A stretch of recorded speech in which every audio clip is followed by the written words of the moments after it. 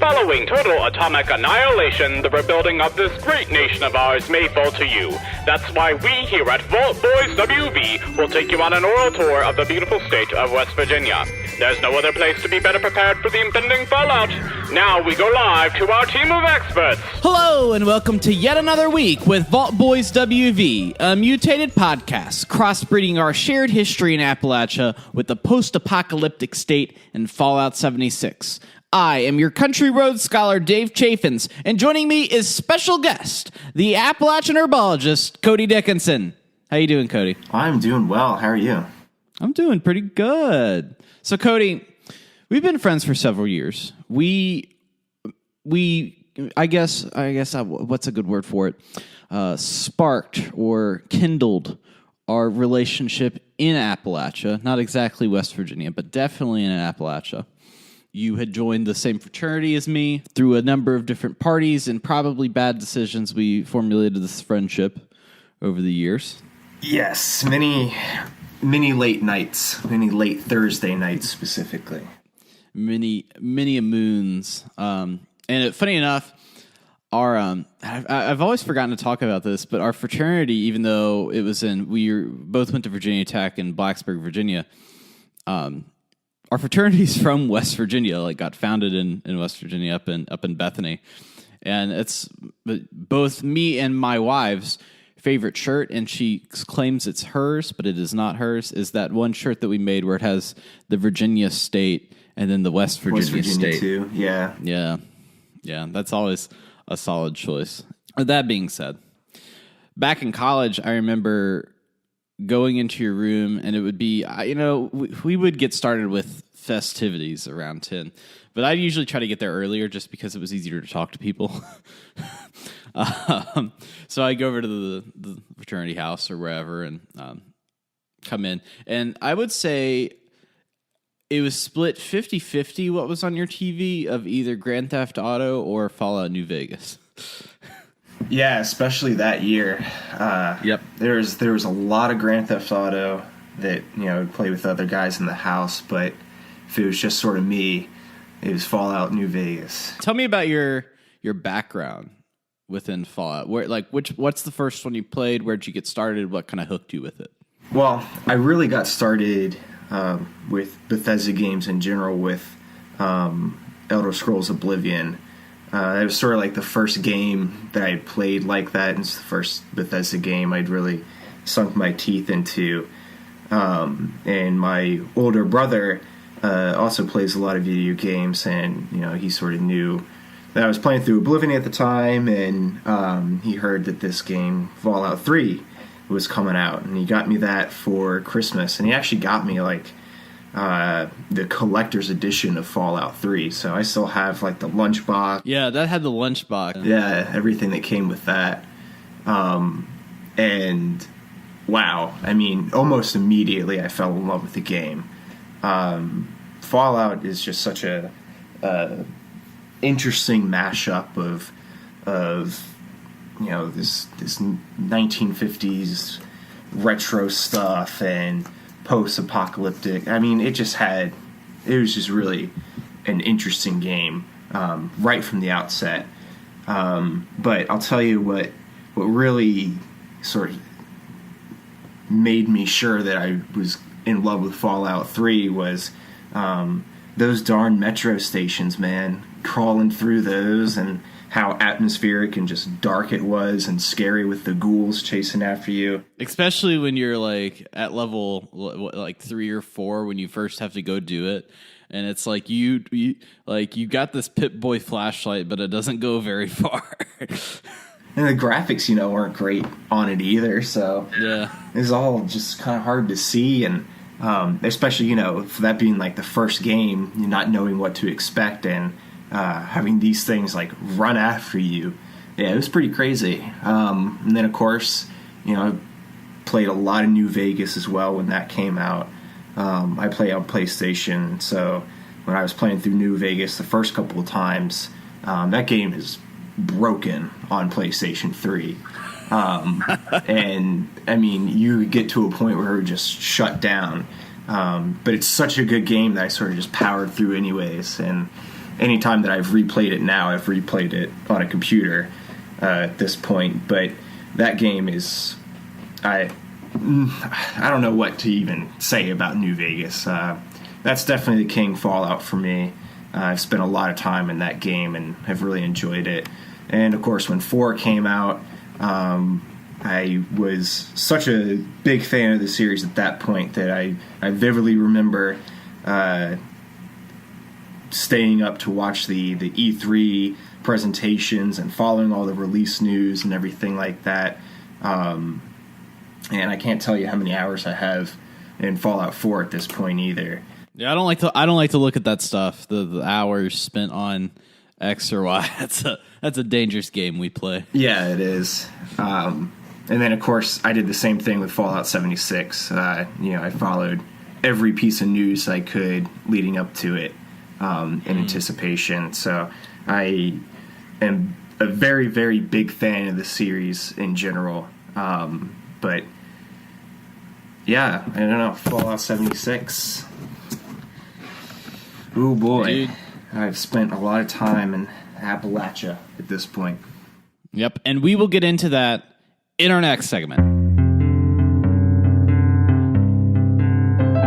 So Cody, this week, Bethesda released an Inside the Vault article, which primarily addressed Scorched Beast's attack. How's your experience with Scorched Beasts in the game so far? At this point, I can deal with them. I have enough good weaponry and have dealt with them enough that I can handle them without too much trouble. But it's not exactly a fun experience still.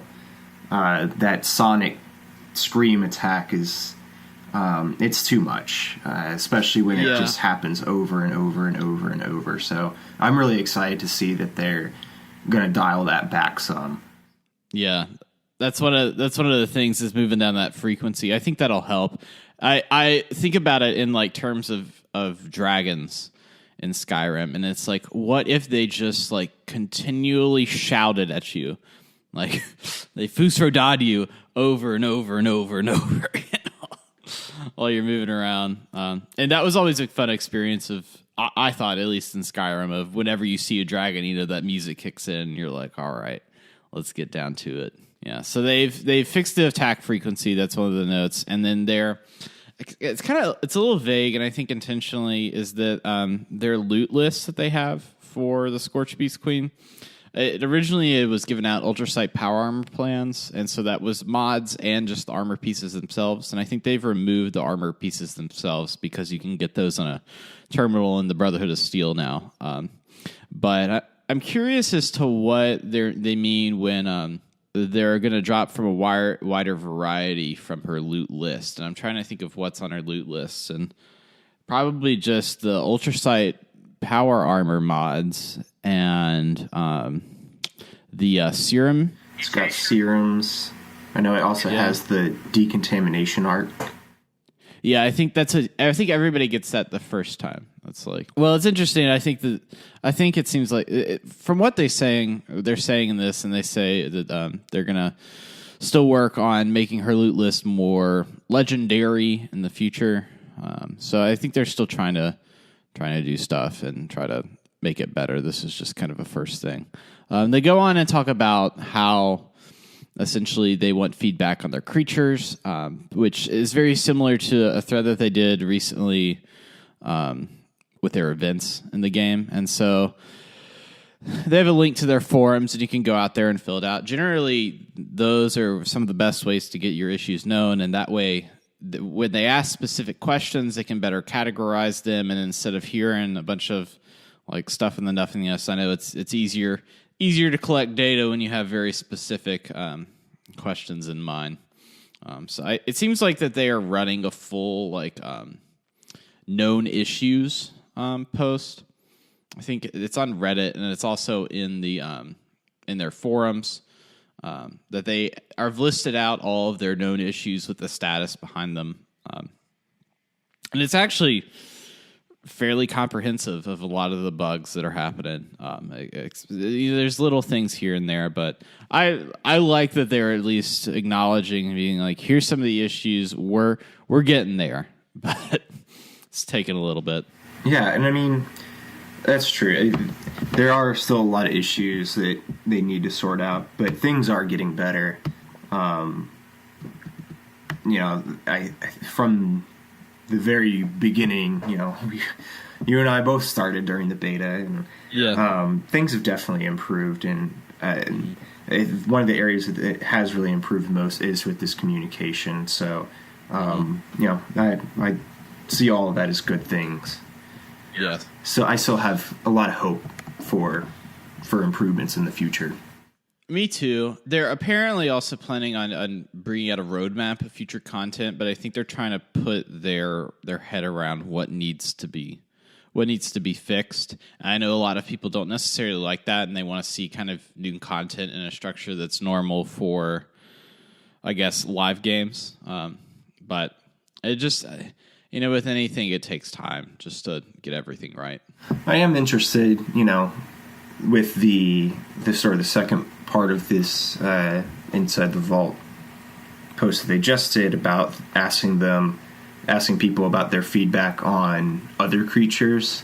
I'm interested to see what comes out of that. Are we just going to see sort of like slight buffs and nerfs, or maybe we'll see some creatures spawn more frequently? I'd be interested to see where they go with that sort of feedback, because you really, outside of the Scorched beast that caught flack for reasons we already talked about, you don't really see too many people complaining about other creatures too much. No, so be interested to see what comes out of that thread. Maybe there's more heartache there that I'm just not seeing.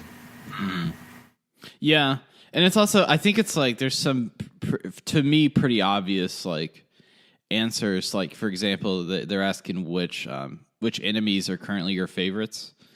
Like, and it's obviously the cryptids. Anytime it's like you see a Mothman, you're like, here we go. Or you see a grafted monster, it's like, well, I gotta fight this.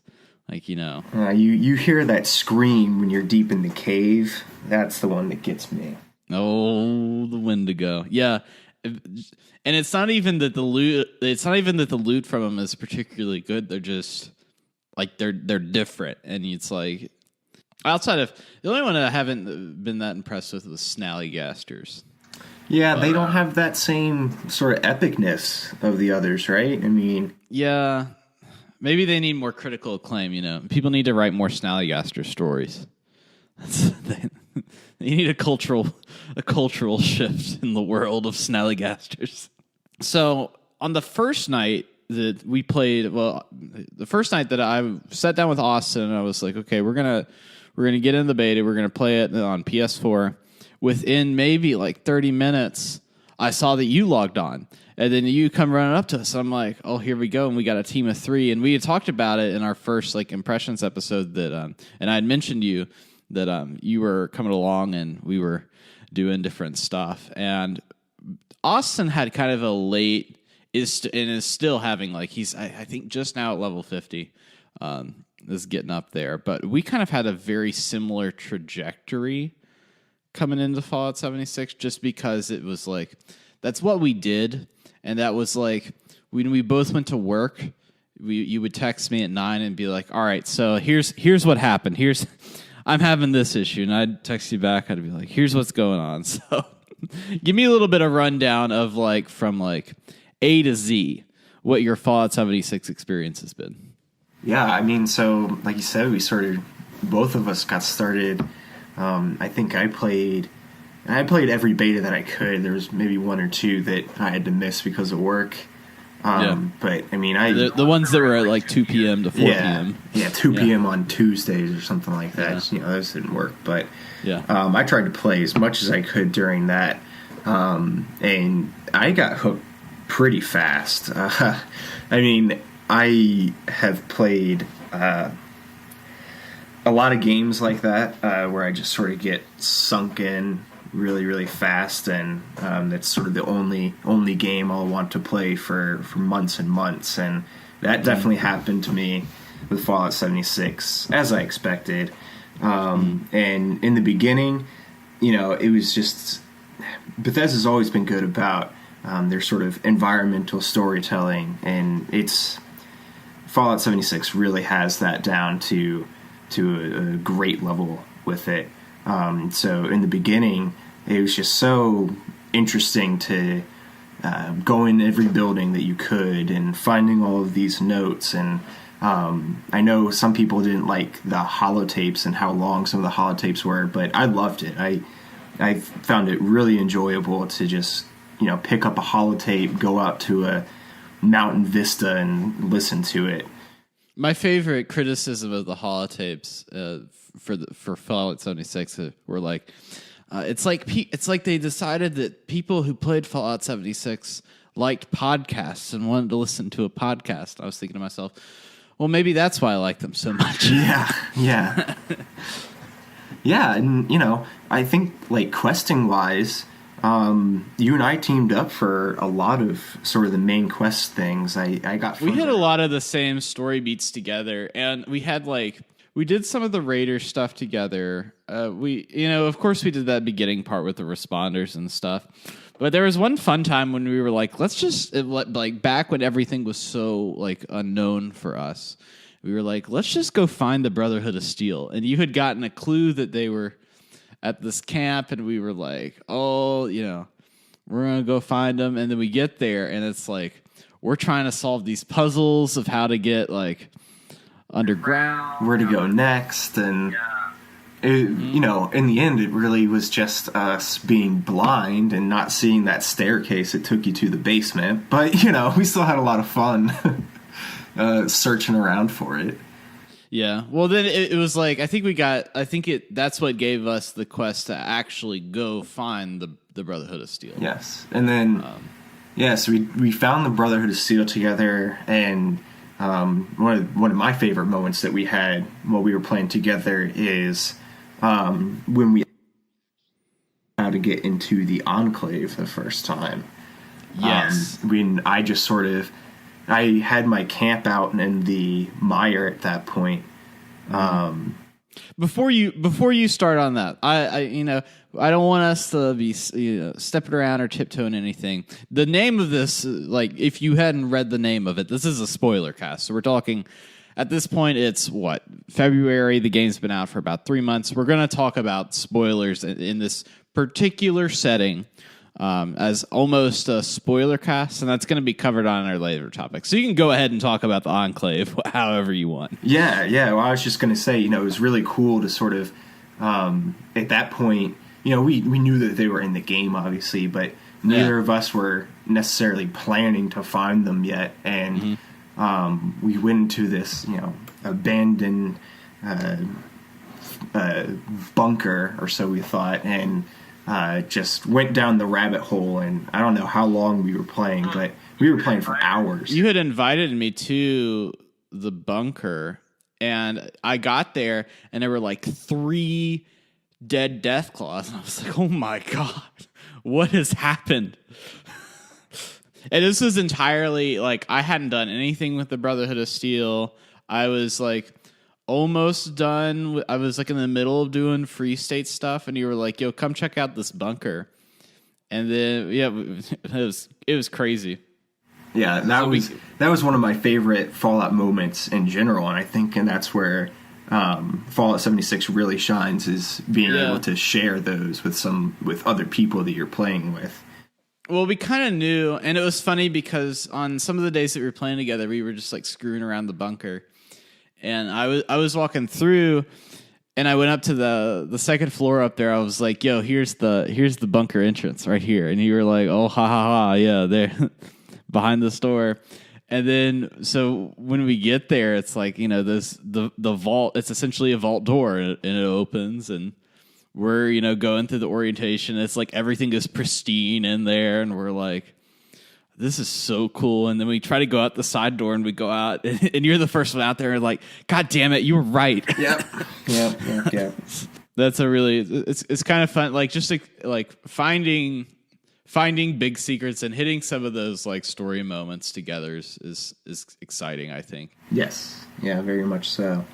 And then outside of questing and exploring things like that, I like to build stuff too.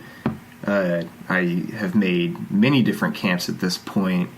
I'm currently set up in the golf course still, but for a while I was actually up by the crashed space station. Had a nice little sort of outpost there. One of the things I like to try and do is there's a bunch of little spots in the game that have like a shack or something like that that you can place your camp down on top of and sort of build around the pre-existing structure. So I like doing that too. I have spent a lot of time sort of building in different areas in the game as well. Yeah, Selena likes to, if she sees me doing like settlement building, or not settlement, like camp building and stuff, she's like, "Oh, you're playing Legos again?" I'm like, yeah, I'm playing Legos again. It's happening. Yep. So your character, what's your setup with your character? How have you been like playing the combat in the game? Yeah, I mean, so I always like to I mostly gravitate towards like the conventional weapons and rifles in particular, but I don't bother too much with sniper rifles or anything like that. So I'm very much like I like the lever action rifle, and at this point I just use that without I think I just have like a red dot scope on that. Carry around my handmade rifle, the shotgun. I was really into the shotguns to begin with. And I'm all about the fashion, so I try not to go in power armor too much either, because I want to look good.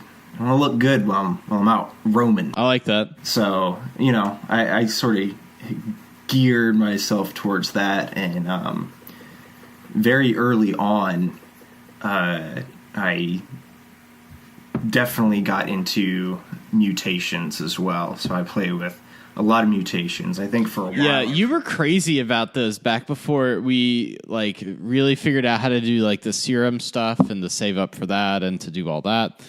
You were spending hours just like grinding them out, standing in radiation pits and being like trying your chances to see what kind of combination you could get.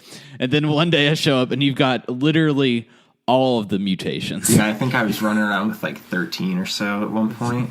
I think I'm down to about 6 at this point, but yeah, I can't even play the game without my marsupial and speed demon mutations at this point. Yeah, the marsupial and speed demon I think change the way that you play the game, especially marsupial. The marsupial, just because of the openness of it, it like almost turns the game into like this Mario style platformer. Yeah. So it's like, okay, this door's locked. Like at Harper's Ferry, the doors are all locked to it, and it's like, well, I can probably just like jump over the gate. Yeah, if I stand on this hill and aim towards the town, I can clear that pretty easily. Yeah, I mean, one of the places that I didn't even like really think about it, how much marsupial sort of like changes my routing in the game, is in Watoga. Because I think by the time I got to Watoga, I already had marsupial. And at some point, I think I lost it while I was trying to get down my mutations a little bit, and I was doing the serum side of things. You're trying to Marie Kondo your mutations. Yeah, exactly. Some of them weren't bringing me enough joy, so yes, I had to throw them out. And I that's a good rule. Everyone needs to Marie Kondo their mutation. Yeah, if your mutation doesn't bring you joy, I mean, come on, what is it doing for you? What are you doing? But yeah, there's like that one sort of like right by like the high school in Watoga. There's like that small wall that like separates it and the street, and like you can't jump over it normally. But I did not realize that because I always had marsupial. So if I was going to like the Brotherhood vendor there, over to the Watoga train station vendor, I just hop right over that. But if you don't have marsupial, you gotta like run around and stuff. So mutations are really fun. I think they're one of the best new features that 76 brought to the table. Yeah, I agree. I 100% agree. I think in the future I'd like to see even more mutations, especially in like the ones that are like stat boosting are fine, but like just like changing like variables maybe that are outside of what you would consider like mainline stuff, like marsupial. Like who would have thought that making your characters jump higher would be so much freaking fun? Yeah, I think some interesting ones that they could do is maybe change your character's height or something like that. So I think in what was it? I think it was New Vegas had small frame as one of the traits that you could start the game with. Be interesting to see something like that in 76 where your character model is a little bit shorter, you got a smaller hitbox, but that comes at a cost to strength or a cost to your health points or something like that. Something like that would be sort of like game changing, like you're talking about. That would be really interesting to see. Yeah, I could see like them doing like having like immunity to explosions, but like since they're immune to explosives, radiation really affects them and like more or something like that. So what's the end game been like for you? What you been up to in the end game here? I did a little bit of time grinding out legendary weapons, of course. Yeah, I spent a few of those times with you where you'd be like, we got a guy, like, we're launching a nuke. We're going right now. I was like, okay, I'll log on. I've got it. Yeah. So I did that for a bit, and then I sort of got some legendaries that I really like. I think the two that I use right now, actually, you found. So I got them off of you from those. Yeah, that Gauss rifle I got. Yeah. Wasn't it a 2-shot explosive, or did I dream? It was a Medic's explosive, Gauss. Yeah, that's right. So yeah, I used that, and then I also found that Medic's explosive handmade rifle. Handmade. Used that, yeah. And then my poor was once a Grail, but it's not quite as good anymore. But my 2-shot explosive lever action rifle. That got a nice little nerf. Well, when you're... But it was necessary. That thing was absurd. Yeah, when you're one-shotting everything, it's kind of tough. But I think in general, literally everything, too. My Alert Queens would go down in about 2 shots with it before, so the nerf was good, I think. I think it's still super strong. For that specifically was fine, but we've talked about it before on here of how weapons in general need kind of like a better way to get more powerful, so that they're... Because now, I mean, the meta for the game is melee. Like if you're doing the most damage through melee, which is what I do. And then tonight, I figured out like I had finally gotten what was it, Enforcer up to rank 3, and so now it's just like I've put some more points in. Like I had shotgun stuff before, and now it's just like because I do so much limb damage. I've just been having so much fun going and like shooting off the robot's legs, and they're like crawling around the ground, like crawling through the streets, and that's been a more fun way to play. Of like, oh, let me see if I can hit this guy's arm. Oh, there goes this arm. Yeah, I definitely like my shotguns too. Yeah, that's good. But outside of sort of like legendary grinding and things like that, I mean, I still explore a lot.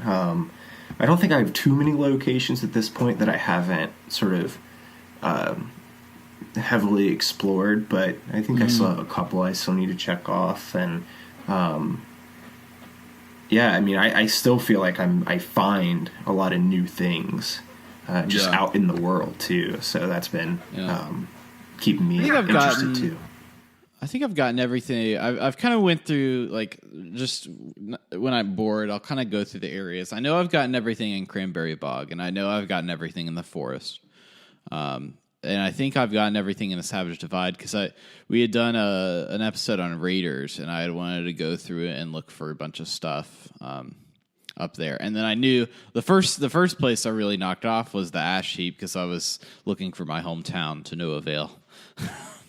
It was just a little covered up. Okay. It was a little covered up. That's true.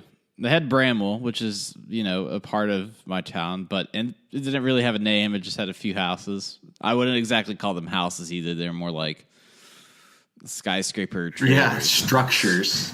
Yes. Those were fun to explore, actually. Yeah. Those were, except the first time I got a bug is really strange, where there's this violin in one of the houses. And every time I would go in there and grab the violin, my health would start like slowly going down until I died. And then like I would reload the game and the violin was in my inventory and I continually like slowly died. And at the time I didn't think about the violin and I was just like, what's going on? I was like, maybe it's something that I picked up and I was like, oh, I don't recognize this violin. Let me like drop it. And I dropped it and my health like was fine. That is so weird. I was like, what? What is going on? And so I picked it back up again, and then my health started going down. I was like, this is a cursed violin. I have found it. This is the cursed item. It has been enchanted by the Mothman. Here's a vampire's violin, man. The vampire's violin. God. Oh, man. Well, Cody, with that, we will get into our next segment.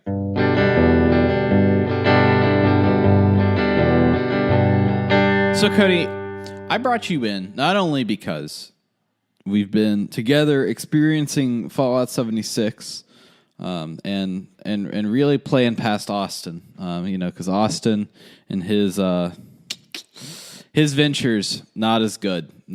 I'll have him know that, and he can be mad at me when he listens to this later. But not only that. But you are studying something that I thought would be relative to a subject matter within the game. And so tell me a little bit about what you're studying right now. Yeah, so I am finishing up a PhD in plant sciences. So my work has been a lot of field research with an interest in invasive plant species, how to manage those, how they get introduced and things like that. And I also sort of have another side of my projects that is molecular biology in nature. So, I essentially what you can think of as what I do is genetic modification of plants. So I don't work on crops. I actually work on poison ivy. But essentially I'm doing the same sort of things, introducing new genes into the plant. So I have, some background both in invasive species, but also, interestingly, with fungus as well. In particular, there's a fungus that kills poison ivy that we've looked at as well. So what you're telling me is this genetic modification that you're doing. You're essentially saying that you're trying to get a position with the Enclave for some genetic modification of a different kind. That's what you're telling me. Send me into that mutagen research team. Yes. Be all about it. So I was trying to think of a way that we could cover almost a spoiler cast in an in-game fashion. And so I kind of wanted to talk about really the idea behind the Scorched Beast Queen.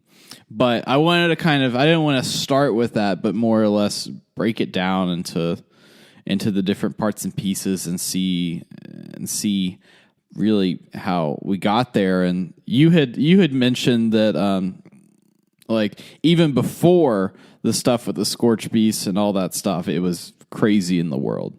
Yeah, I mean, Fallout's have always been, these sort of bleak stories about the war, or about, what happened after the war. You think about the Capital Wasteland, and just how devastated that was by the nuclear bombs, and in New Vegas, of course. Well, it was a desert to begin with, but then you have everything that happened with Caesar's Legion and the NCR coming in, and the other Fallouts have these crazy things that have been going on, but at least in the Bethesda era, they've all been many years after the bombs fell. But in '76, it's right after, right? I mean, we come out of the game 25 years after this war happens, and what happened in that first 25 years, once you start really sinking your teeth into the game, it's really bleak even before this Scorched plague comes in. If you think about the individual areas of the game, in the mire you have the air is sort of toxic, and you have those strangler plants that have mutated and are uprooting entire towns and destroying things. You get to like the Toxic Valley and things like that, and even pre-war, the Toxic Valley was a disaster because of the chemical dumping. You have things like the flood that happened in Charleston because of the responders and raiders fighting each other. There's a lot of chaos happening even before the Enclave intentionally made everything much worse. Right. That's what I always say is, like, one of the big differences in '76 is you're not seeing like a post-nuclear like apocalypse. You're seeing what happens when nuclear weapons have destroyed everything around this area, and everything that happens within it is a cause of like cultural and socioeconomic change outside of it, so that mines go abandoned and like infrastructure's left unmaintained and things are left to grow out as they are. I think it's a more interesting look at what, like, how nature and the landscape can change so rapidly when an event occurs. Yeah, and I think in addition to that, like I said, there was a lot of infighting too between the different factions in the beginning. This is a spoiler cast, so So the Order of Mysteries, that was such a great quest line, but essentially you had these women who they would have been like protagonists in other Fallouts with what they were trying to accomplish with protecting people and taking down the raiders and things like that, and that whole quest line ends and you find out that the reason they're all dead is because one of them betrayed everyone else in the order and had them picked off one by one and murdered. So there's just a lot of things like that are just really dark in the game. There's a lot of outside of the Scorched plague that we'll get to. Appalachia had just had very little going for it. I agree. I think between the strikes, even before the bombs, they had the huge like striking and the problems with the government. The government wasn't working for the people, and then when the bombs fell, it was like, okay, well, how, for example, and the raiders aren't necessarily bad people either. They are just a bunch of rich people that tried to contact the responders for support, and they were too far away. And so the responders were like, well, we're not going to help you. And the people that were in the ski resorts were like, well, we're just going to have to go fend for ourselves. And what that meant was taking from other people. It's like all this, like, it's like a chain of events that happens because the world has changed. Yeah. Yeah, and I think, sort of the last thing on that note is there's a really interesting holotape from the Overseer that you find in Fort Defiance. So what she's sort of saying is the Brotherhood just had so many resources there, but they sort of just did it alone. They didn't team up with the responders or anything like that, and they fell apart as sort of a result. So you had all of these factions that were around, but outside of a few small cases, they were either in conflict or isolated from each other. Going back, essentially before the bombs fell, really a few years before, I wanted to kind of talk about how Ultrasight came to be, because that's one of the like in-game resources that's like tied to Scorched beasts in a way, and you start finding out more about it, especially as you go through the ash heap and the cranberry bog. Not only it's like, Ultrasight as a resource, but the experimentation that happened. And so Ultrasight essentially became the new natural resource for Appalachia. So obviously the background, and even in the game, the background is coal. And then this mining company came in, discovered this new resource, and then converted almost everything to mine and extract and utilize this new form of resource within the ground. You did some research really on Ultrasight and like how it came to be, and what kind of happened with that property, and that I wouldn't necessarily, I don't know if it's a chemical, but just like the reactions relating to that. Yeah, I mean, so in Watoga, you can find AMS Mining Corporation's sort of central headquarters, and they were the company that I think first found this Ultrasight ore, and they were interested in it for a variety of reasons. The primary one that they discovered first was using as a fuel, as you said, and rather than coal. But Ultrasight can do some weird stuff. It's sort of this almost magical sort of ore that they found. It has mutation capabilities, so you can find in these headquarters where they were doing tests on animals, and that's like the big thing that looks like a Tesla rod in the game. They're like central hub, right? That's their main base of operations where they were doing some of those tests, right? Yes, exactly. Yeah, and you can see that these pre-war tests. Before the nuclear fallout and things like that, they were making essentially Brahmin. They were mutating cows to such a degree that they were growing two heads and being this grotesque thing. So Ultrasight can sort of do that inexplicably. It doesn't.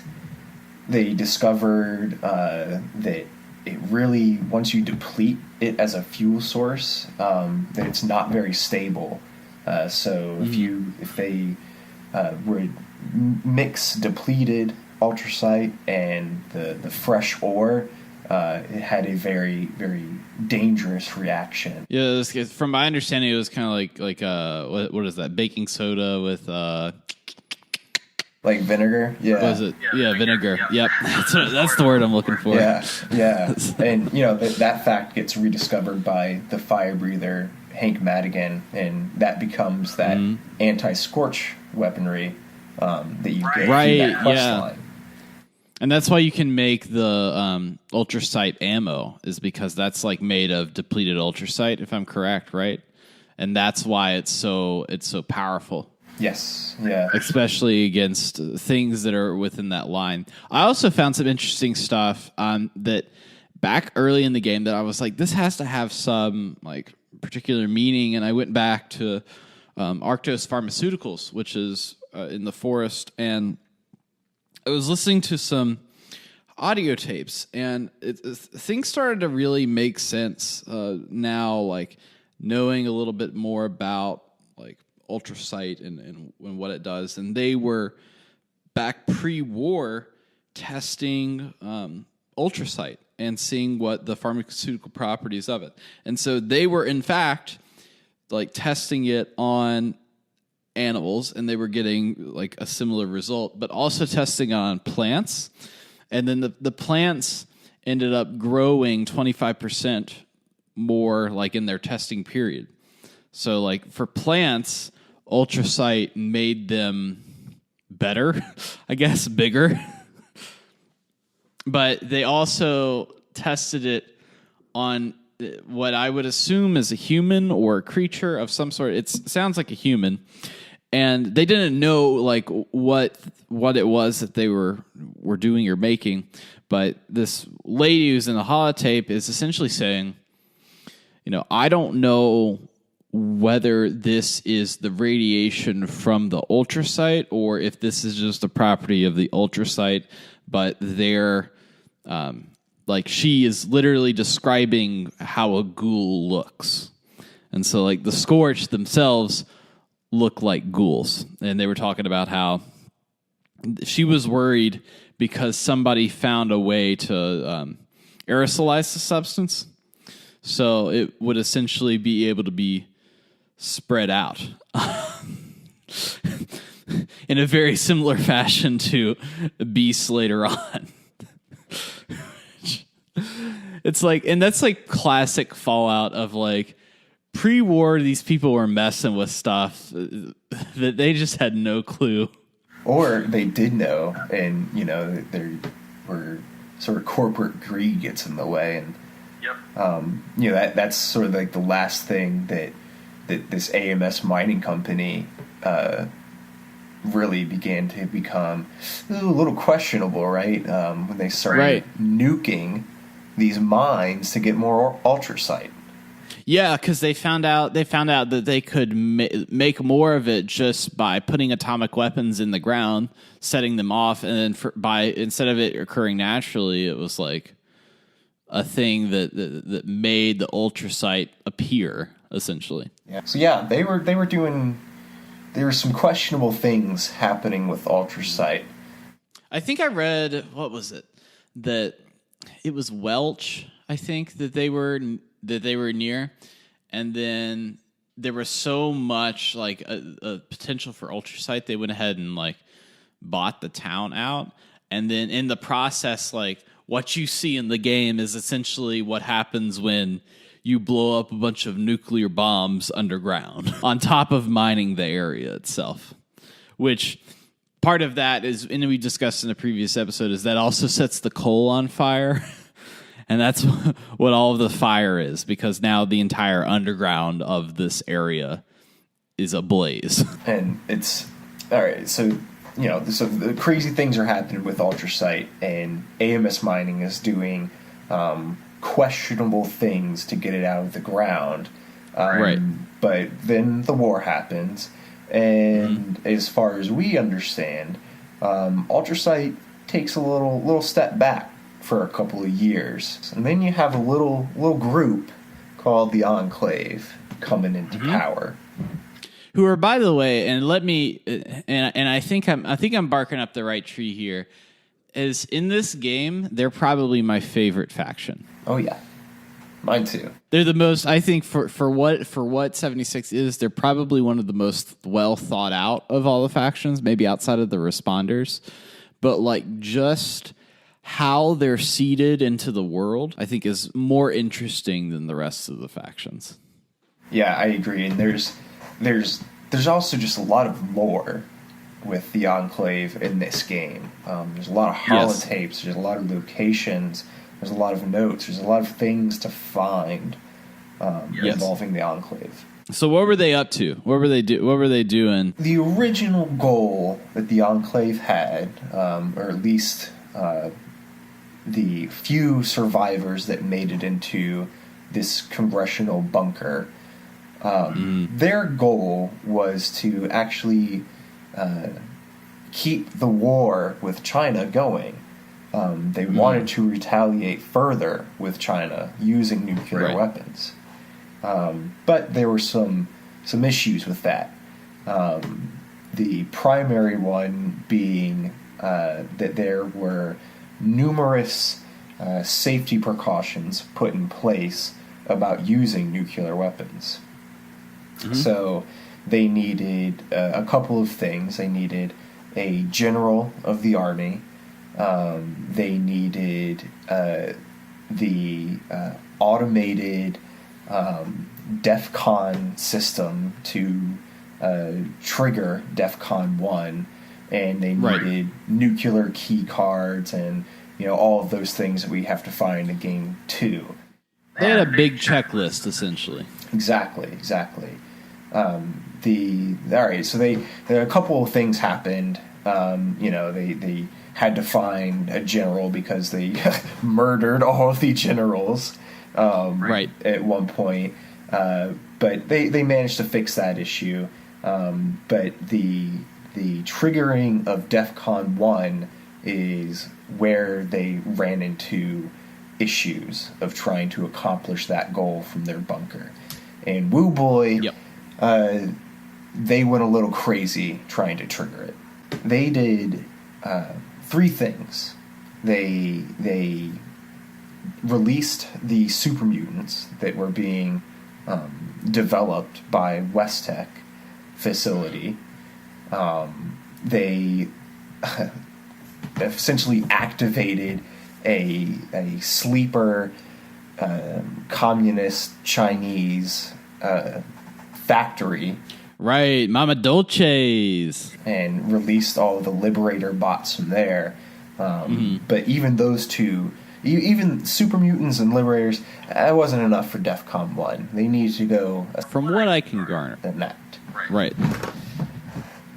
And that's where we come to the Scorched Beasts. Oh, Scorched Beasts, the dragons of Appalachia. These guys were taking some shortcuts here. They were trying real hard to get a hold of these nuclear weapons. It's kind of an interesting faction in itself because, like, you have these, like, secret agent, like, FBI kind of types that are, like, out in the field doing stuff, but then the majority...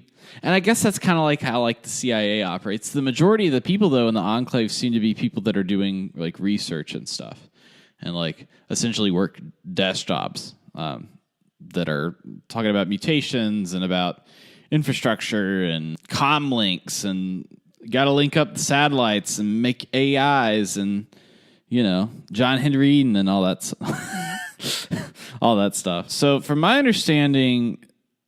From what I can tell is they were doing some experiments on some animals as well. Yeah, I mean, so it's left a little unclear in the game, but it's implied that that mutation program, the same one that developed the serums that you can buy in the game, that they were working with that, and there might have been some accidental exposure to bats with one of these mutagen cocktails, and the end result was the production of this Scorched Beast, the very first one.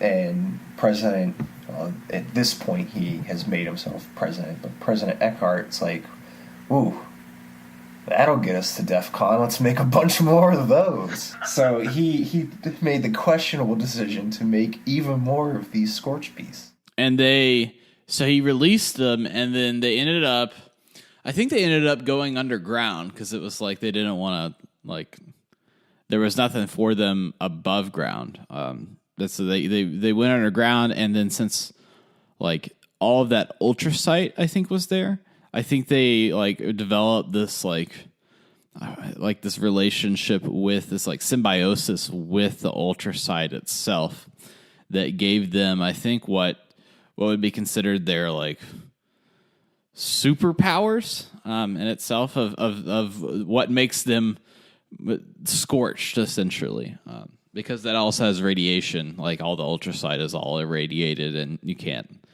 I mean, it's like a nuclear material, essentially. But one of the things that they come out of the ground. They start flying around. They're spamming their echolocation let's get them all with the little blue circles that we're going to fly out of our mouths.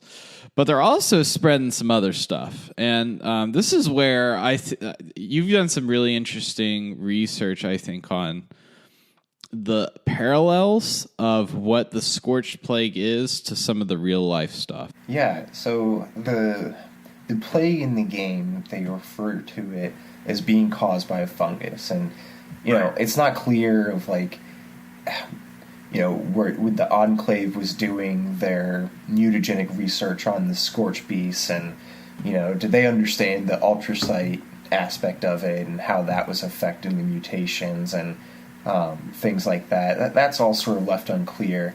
But it's also unclear if the Enclave knew that the Scorched beasts, like bats in real life, were potentially carrying these fungal pathogens that became the Scorched Plague once all these mutations and ultrasite shenanigans happened. Because the Enclave sort of flamed out right as this happened. But it's interesting. So the Scorched Plague is spread by the Scorched beasts, and as far as I understand it, the Scorched beasts aren't the cause; they're just sort of the vector of spreading it to things. And the game, like I said, does imply that this plague is some sort of fungal pathogen in nature, and there's some really interesting fungal pathogens that exist in real life. There's one that is, I think I heard about it from another researcher that was studying this invasive fungus, and it's called, and forgive my poor Latin, but Pseudonemascus destructans. It's very, very sort of hardcore name there, but yeah, I like that. That should be like a metal band name, right? Like that. Right. But it's more commonly known for the disease it causes, white nose syndrome in bats, and this invasive fungus is killing millions and millions of bats in North America. It is a fatal disease, and what it does is really interesting in its parallels to what you find happening to the Scorched beasts in the game. This fungus will essentially grow into the skin of the bats that it's infecting, and as part of this infection, especially in the bat's wings, it causes the bats to essentially use too much energy, and the bats will end up starving themselves to death because of this. There's some interesting research happening on the specifics of it, but sort of the parallels that you can see to what's happening in Fallout 76 is those ultrasite crystals that come out of the Scorched beasts and regular Scorched humans and others. Right, because they have like little green, like neon green, like stripes on some of them, and they kind of crack out a little bit. They look unnatural, almost in a way. We have a parallel there to this in real life fungus that grows into the skin of these bats. And it doesn't quite stop there. There is another component of the Scorched and the Scorched beast of course, their hive mind that they display. Right. Because they're all, it seems like that where there's a Scorched beast, there's always Scorched, and that they all kind of band together and then fight anybody that isn't Scorched, even like Scorched animals and stuff. They won't fight a Scorched animal. Yes, exactly. And there's an interesting fungus that infects ant species that it's sort of referred to as the zombie ant fungi. And what it does is it kind of does the same thing as the Scorched plague.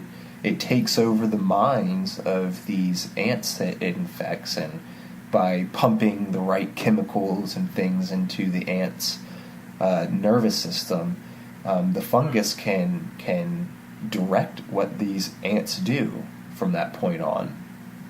And this fungus is pretty metal in how it ends up using these ants for its purposes. So it will infect the ants and then make them go up on a tree branch and essentially just stay there while the fungus eats it from the inside out. And in the end, it's pretty crazy, but this fungus will grow a stalk out to release spores, but the stalk usually, the way that it grows out of the ants is like right through the back of the ant's head, so it looks like this ant has just been like sort of skewered onto the tree branch. And then, of course, once it makes this stalk and more spores get released, that just infects more spores and zombifies even more ants for it to take over. So yeah, fungus, even in the real world, can do some crazy stuff. Yeah, that's what I'm thinking, is that there's like, they've got to be, because both of these examples are stuff directly related to fungus, and so I think that they are really trying to draw a parallel here. I think you caught on to that perfectly with the two examples you've got. And it as far as I got to thinking about how I had given the example about the Arctis Pharmaceuticals and how they had done testing on plants. And so the scorched beasts, when they fly, they spread it into the air, and that's how you get infected. And so when you go around in the cranberry bog, which is primarily where most of the scorched beasts are, you'll have these massive sun-drew coves. And my theory is that as the scorched beasts fly, this infection, the scorched plague, as it interacts with living vegetation, especially carnivorous vegetation, which the sun-drew is for that area, they grow so big that it's impossible to even to understand the effects of it. I think that's got to have something to do with it, because I've been racking my brain of trying to figure out. Cranberry bog is known for having carnivorous plants, and I've talked about that before on here.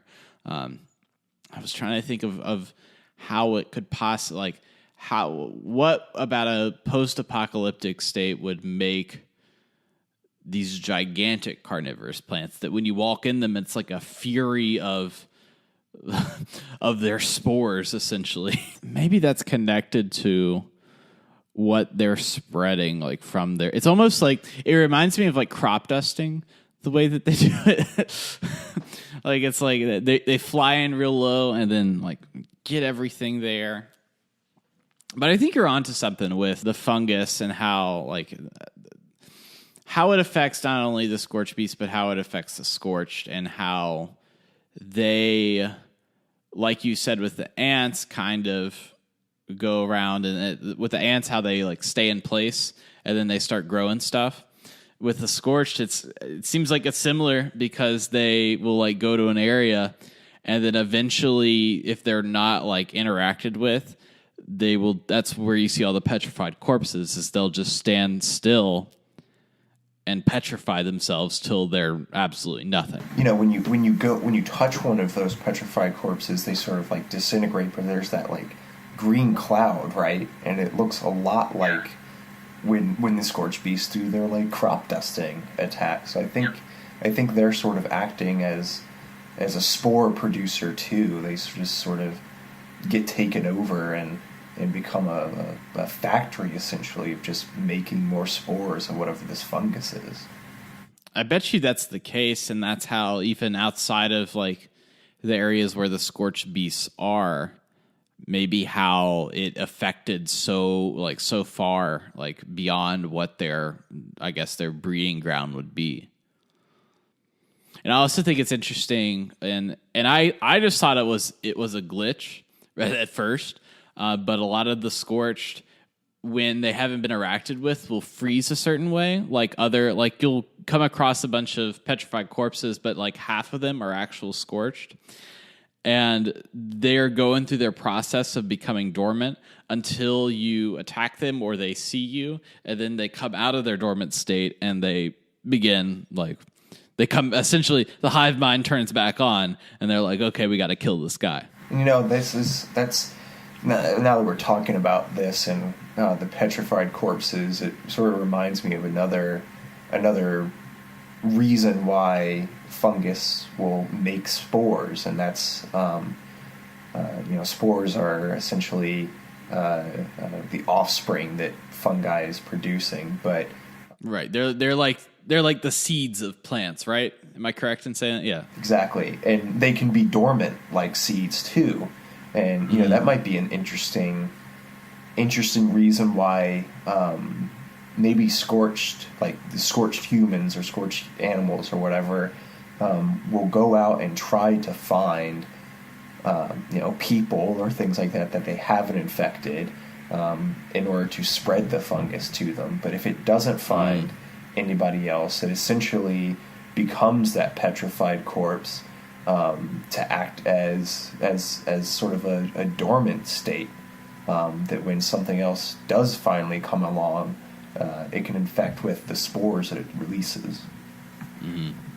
It makes me wonder, what the shelf life of, because obviously throughout the main story, you eventually get vaccine for the plague, and it makes me wonder, how, in the live game setting itself, how long the Scorched are going to stay around, because obviously there's eventually there's going to be a finite number of people that are vaccinated as opposed to the people that weren't, and so you're going to have limited numbers in that field. So I think it would be interesting to see almost even the Scorched disappearing, but you would still have petrified corpses everywhere. And so now it's just a world of these dormant spores that can't do anything. I think that would be interesting to see, and just in a living world, what that would look like.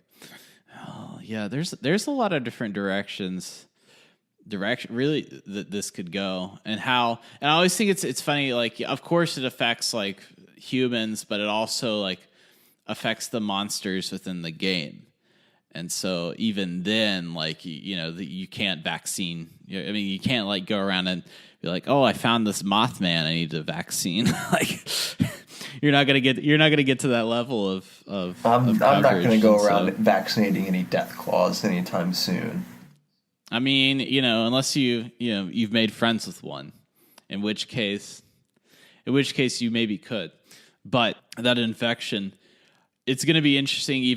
Even scorched animals will fight the other animals. Like a scorched deathclaw would fight the deathclaw right beside of it, instead of normally it would just be two deathclaws right in front of each other. So it's almost like this. It's literally a faction by disease. That's kind of crazy to think about. And bringing it back to the ultrasite too.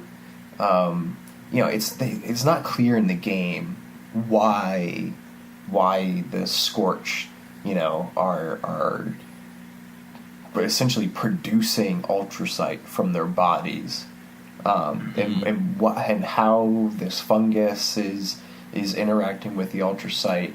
None of that's too explicitly clear, but it is really interesting.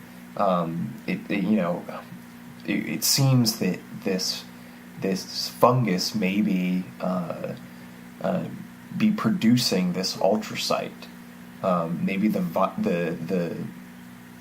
veins of it that they're finding in the ground, it's maybe not just an inorganic ore. Maybe it does have some sort of organic component to it, and how it's being formed even originally. Yeah, I read a theory online that may make I saw that somebody was thinking that the Scorched would just stick ultrasite in themselves, and maybe that's why you find these veins is when people are exposed to the Scorched plague. Maybe they instinctively need that ultrasite to like live and carry on and then like essentially fuel their bodies. Obviously the Scorched Plague like has a relationship to ultrasite, and maybe that's why it's so powerful and how it connects so much is because it's fueled by that, and that's why you see a lot of scorched animals and creatures around those fissure sites that have all the ultrasite around it. That could be something. I can't tell, and it's hard to tell obviously with the graphics of whether those are actual shards of ultrasite or whether they're like lesions of some sort on the Scorched. You know what I mean? But it should be. I mean, they have ultrasite in their body, right? The bones and things of the Scorched beasts have ultrasite that you get from them when you scrap them. So, yeah, it's a very interesting sort of a triangle of events that led to the Scorched beast being produced. You know, you had the Enclave. I think you're bringing some interesting theories, is there like a symbiotic relationship between this, like maybe a naturally occurring fungus within bats that these mutated bats got, and they just happened to come across ultrasite, and then they develop like in that environment kind of grew together. That's interesting. I don't know. I think despite my reservations that I have about fighting Scorched beasts as an enemy, a lot of their lore of how they got developed is super interesting, super fun to sort of go down the rabbit hole with. It makes me wonder, even as we kind of pull it back around, like a Scorched beast queen. And I'm not sure if even do bats have like a queen that they go back to. I'm going to use Google real quick to figure this one out. Yeah, Google it up. But I don't think that they do. You know, my sort of like pet theory of the Scorched Beast Queen is, I know for like gameplay reasons, of course, every time you nuke Fissure Site Prime, that you spawn a new Scorched Beast Queen. But my sort of like pet theory is the Scorched Beast Queen is that very first Scorched Beast that the Enclave accidentally made. So it's the oldest one. That's why it's bigger and sort of badder. It seems like, when it does its crop dusting attack, it has like sort of a blue color to it rather than the normal sort of green. Yeah. And, I'm wondering... I noticed that. I'm wondering, the Enclave sort of accidentally made the first Scorched Beast with these mutagens, and maybe they didn't get the formula quite right when they made all the other Scorched Beasts. So that's sort of my pet theory, is that there's only one Scorched Beast Queen. For gameplay reasons, you can kill it time and time again, but I wonder that, if later on, as we get more of the story, it'll be sort of the canon that, oh no, you did kill the Scorched Beast Queen, like, that was like a real step that happened, and there was only one of them. I'd be interested to see if something like that happened. That would make sense story-wise from what, the Brotherhood was trying to figure it out, and that's their whole thing, was they were trying to figure out how to get rid of the Scorched Beast, and found out that they could draw out the queen, and once you kill the queen, that's essentially cutting the head off the snake. Right. And at that point, it's just like clean up from there. I think story-wise, that'll be how canon, I think, develops. And I mean, it's just like, back in, you're talking about like old WoW, like, you can kill the Lich King. Mm-hmm. Like, how many times was he killed, or in a raid particularly. Right. But in the story, he was just essentially killed once by the heroes or whatever. So I think you're right. I think it'll be like the Scorched Beast Queen is a singular thing, and I think you're onto something there with the connection between the Enclave and what they have, because it makes sense of like the hive has to have a mind like behind it, like it has to have like a central piece, if I'm correct, right? Like you've got to have something that like everything connects to, like a network. Right. And it seems like that's like the central node is the Scorched Beast Queen. And obviously, like you can tell that it's like not just a big one, but even from the anatomy of it, that it is the Scorched Beast Queen gives birth to other Scorched Beasts. And that's why you have all of the different ones popping up and respawning, essentially. So, Cody, I want to thank you for joining me and bringing your expertise, really your knowledge and research that you've done on the subject of kind of breaking down what this piece of the end game means. It's interesting, I think, that, they've taken so much care with West Virginia history that they're also taking care of drawing parallels to not only that, but to other things within the real world itself. Yeah. It's fun being on here and listening for a long time. Of course, we've been playing together for a long time too. But right. So if you don't listen, I give you the 411. Yeah. So this is fun. Well, Cody, that's it for today. Don't forget to email us your questions at vaultboyswv@gmail.com. Check us out on social media at vaultboyspod and tell your friends. From Holler to Highway, we've got you covered 6 ways to Sunday. Tune in next week for more talk radio on your favorite Appalachian station, and may the wisest Mothman bless you as you travel these country roads.